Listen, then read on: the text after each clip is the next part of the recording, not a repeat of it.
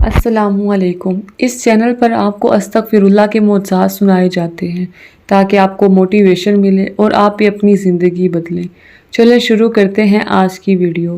میں آپ کو سنانے والی ہوں ایک ایسی لڑکی کی کہانی جو ہر گزرتے سال کے ساتھ خود کو مزید تنہا اور پریشان محسوس کرتی تھی اور رشتے کی راہ تکتے تکتے مایوسی کا شکار ہو چکی تھی۔ وہ بتاتی ہے کہ عمر 30 سال کے قریب پہنچ چکی تھی۔ کالج کی سہیلیاں ایک ایک کر کے بیاہی جا چکی تھی۔ کسی کی گود میں بچہ تھا تو کسی کا اپنا گھر بس چکا تھا، لیکن اس کے لیے رشتے آتے، بات چلتی، پھر کسی وجہ سے ٹوٹ جاتی۔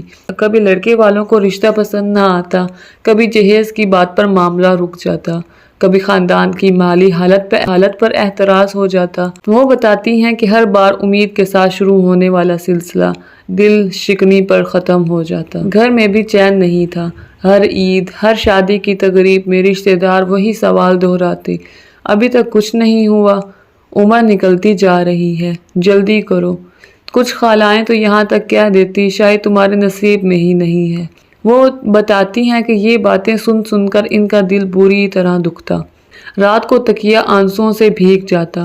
سوشل میڈیا پر چند سہیلیوں کی شادی کی تصویریں دیکھتی تو دل مزید بوجھل ہو جاتا اور اندر ہی اندر یہ خیال بیٹھنے لگا کہ شاید اللہ نے ان کے لیے یہ نعمت رکھی ہی نہیں۔ وہ بتاتی ہیں کہ اس مایوسی میں انہوں نے نماز میں بھی سستی محسوس کرنا شروع کر دی تھی۔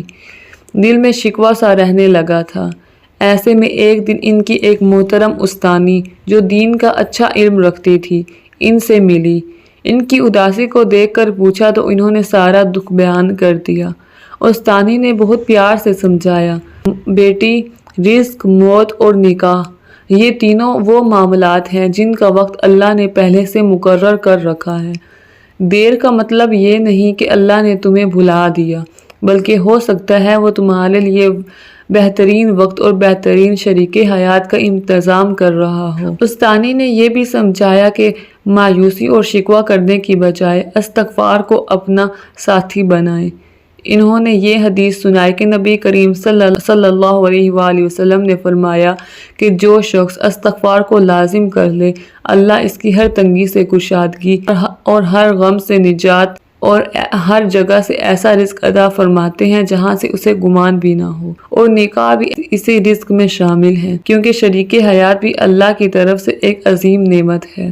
انہوں نے یہ بھی بتایا کہ استخارہ کرنا سنت ہے اور رشتے کے معاملے میں یہ بڑا سہارا ہے۔ استخارہ کا مطلب یہ نہیں کہ خواب میں کوئی نشانی نظر آئے، بلکہ یہ دعا ہے جس میں ہم اللہ سے مانگتے ہیں کہ اگر یہ رشتہ ہمارے لیے بہتر ہے تو آسان کر دے، اور اگر بہتر نہیں تو اسے ہم سے دور کر دے اور اس کی جگہ کوئی بہتر چیز عطا فرما۔ استانی نے سمجھایا کہ استخارہ کے بعد جو راستہ آسان ہو جائے، دل کو سکون مل جائے، اسی میں خیر سمجھنی چاہیے اور فیصلہ کرنے کے بعد نتیجہ اللہ پر چھوڑ دینا چاہیے، یہی توکل ہے۔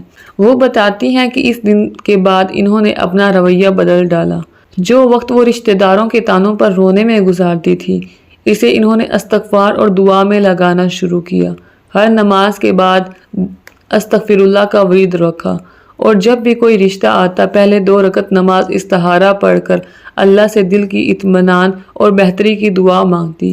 ساتھ ہی انہوں نے اپنے آپ کو مصروف رکھنا شروع کیا، ایک مختصر کورس میں داخلہ لیا اور گھر میں چھوٹی چھوٹی مہارتیں سیکھنے لگی تاکہ ذہن صرف انتظار پر مرکوز نہ رہے۔ وہ بتاتی ہیں کہ انہوں نے دن میں 10,000 استغفار پڑھنے کا معمول بنا لیا تھا۔ آہستہ آہستہ سکون ان کے دل میں اتر رہا تھا جس کو وہ محسوس کر رہی تھی، اور ایک بے چینی جو ہمیشہ سے ان کو رہتی تھی اب وہ ختم ہونے لگی تھی۔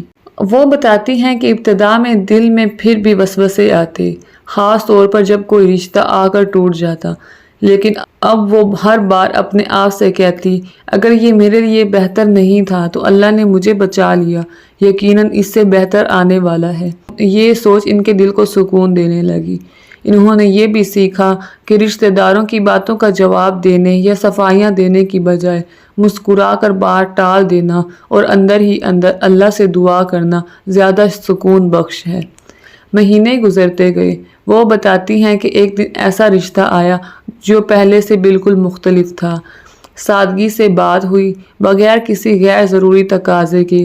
انہوں نے استخارہ کیا، دل مطمئن ہوا، گھر والوں سے مشورہ کیا اور بات آگے بڑھی۔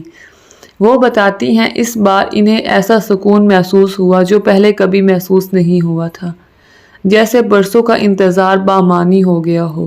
پیارے دوستوں، یہ کہانی ہمیں سکھاتی ہے کہ نکاح میں تاخیر اللہ کی ناراضگی کی علامت نہیں، بلکہ بسا اوقات یہ اس کی حکمت اور بہترین منصوبہ بندی کا حصہ ہوتی ہے۔